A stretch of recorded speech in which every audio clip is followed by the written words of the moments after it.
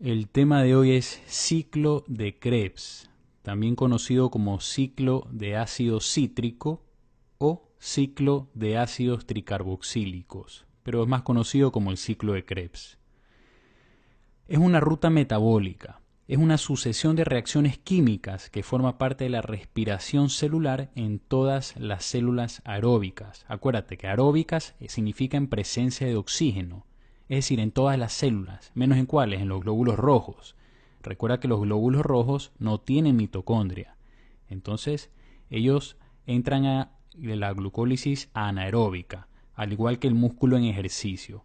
Pero hoy concentrémonos en el ciclo de Krebs. Primero tienes que saber que se produce en la mitocondria, no se produce en el citoplasma, en la mitocondria. Pero antes de entrar ya al ciclo de Krebs, acuérdate que la glucosa cuando entra a la célula tiene que pasar ¿por qué? Por la glucólisis. Es decir, la glucólisis es lo que precede al ciclo de Krebs. Glucosa se va a convertir en piruvato a través de la glucólisis. Acuérdate que la glucólisis da 2 piruvatos. Entonces el ciclo de Krebs se produce 2 veces. El piruvato se va a convertir en acetilcoenzima A. Este acetilcoenzima A es el principal precursor del ciclo de Krebs. Aquí empieza el ciclo de Krebs. Y aquí ya estamos ¿dónde? En la mitocondria. Acuérdate que la glucólisis en el citoplasma y la acetilcoenzima A Krebs en la mitocondria. ¿Qué es lo primero que tienes que saber? ¿Cuál es la enzima que convierte al piruvato a acetilcoenzima A? Es importante saber que el piruvato se convierte en acetilcoenzima A por la piruvato deshidrogenasa. Piruvato deshidrogenasa. ¿Qué utiliza la piruvato deshidrogenasa? Utiliza 5 cosas. Tiamina, que es vitamina B1. Esto es importante. Tiamina, que es vitamina B1. 2. FAD, tiamina, vitamina B1. 2. FAD, ¿qué es la FAD? La vitamina B2. Es la riboflavina, la vitamina B2. ¿Ok? 3. Utiliza NAD. ¿Qué es la NAD? ¿De dónde proviene? La vitamina B3. Niacina, la niacina. 4. Utiliza coenzima A. La coenzima A se deriva del ácido pantoténico, que es la vitamina B5. Acuérdate, coenzima A del ácido pantoténico, que es la vitamina B5. Y por último, el ácido lipoico, que es un ácido graso. Entonces estos son 5 cofactores que requiere la piruvato deshidrogenasa. Ayudan a la piruvato deshidrogenasa a convertir al piruvato en acetilcoenzima A. Tender Loving Care for Nancy. Esta es una mnemotecnia para aprenderte estos cofactores. Tender por tiamina, Loving por lipoico, Care por coenzima A, F por FAD y Nancy por NAD. Es una forma sencilla de aprenderte los cofactores, porque estos cofactores también se van a utilizar dentro del ciclo de Krebs. Una enzima utiliza estos cofactores. Una vez que tienes formado la acetilcoenzima A, ahora sí entramos al ciclo de Krebs. Esa acetilcoenzima A se le va a unir ¿quién? El oxaloacetato. El oxaloacetato se une a la acetilcoenzima A y van a formar citrato. Por una enzima que no es importante, jamás te van a tomar esta enzima, pero la voy a poner igual, que es la citrato sintasa. Citrato sintasa. Forman citrato. Si tienes mucho ATP, este citrato se va a inhibir. Acuérdate de eso, si ya tienes mucho ATP no vas a entrar en Krebs. Se va a inhibir y va a entrar a formar ácidos grasos el citrato. Pero si requieres ATP, el citrato se va a convertir en cis-aconitato.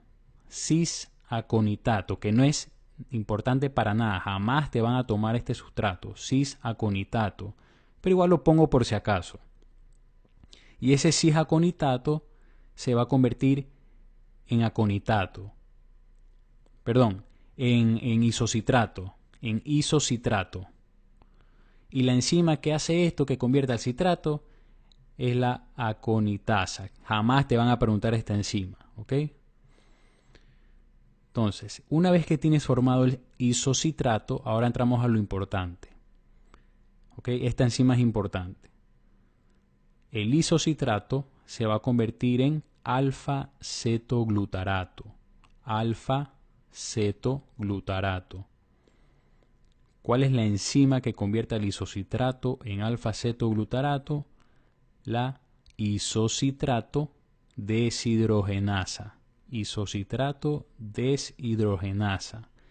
Y aquí va a ser la primera vez que vas a producir NADH en el ciclo de Krebs. ¿Okay? Esta enzima utiliza NAD y se convierte se reduce a NADH. ¿Okay? Isocitrato, deshidrogenasa, NAD, te quedas con NADH.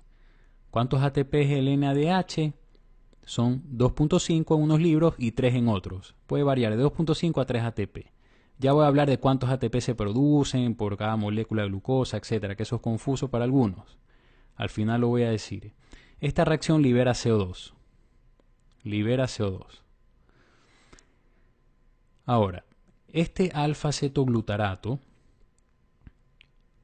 y presta atención aquí, que esta enzima es la más importante del ciclo.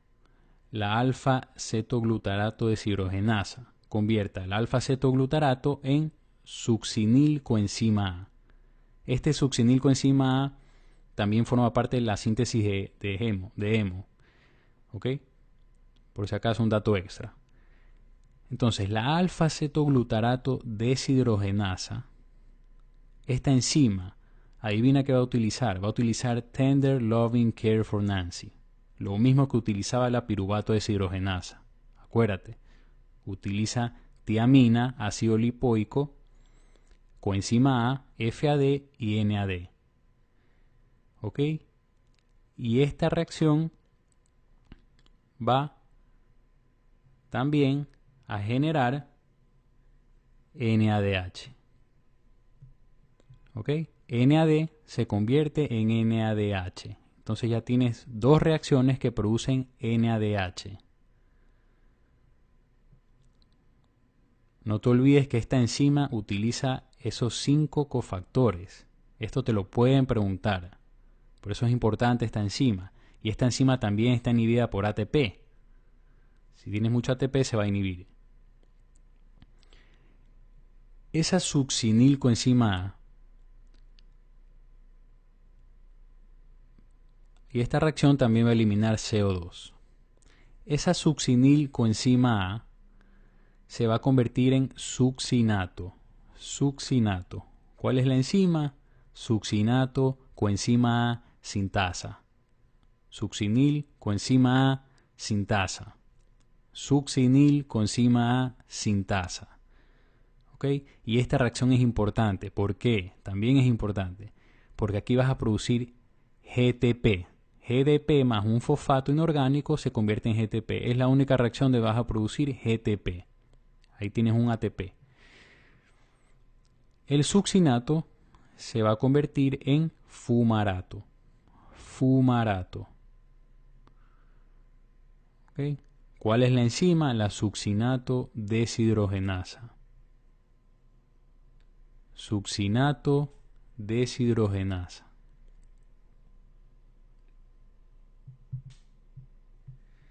Ya que a diferencia de las otras reacciones, aquí vas a producir FADH. FADH. FAD se convierte en FADH. Ese FADH da 1.5 ATP o algunos libros dicen que da 2 ATP. Lo mismo. Pero no es aquí. Ya voy a explicar más adelante por qué. Estos van a pasar a la fosforilación oxidativa. Ahí se convierten en ATP. Ese fumarato se va a convertir en malato. Malato. Por una enzima que no sirve para nada, nunca te la van a preguntar, que es la fumarasa. Jamás te van a preguntar esta enzima. Y ese malato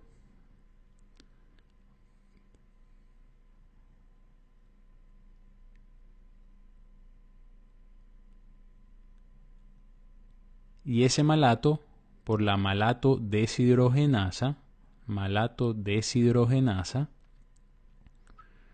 en esta reacción también va a producir NADH. Entonces son tres enzimas por las cuales consigues NADH.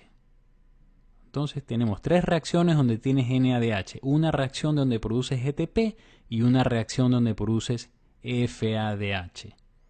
¿Ok? Hola, les voy a aplicar este asunto del ATP. El ciclo de Krebs produce energía, produce ATP, pero no lo hace directamente.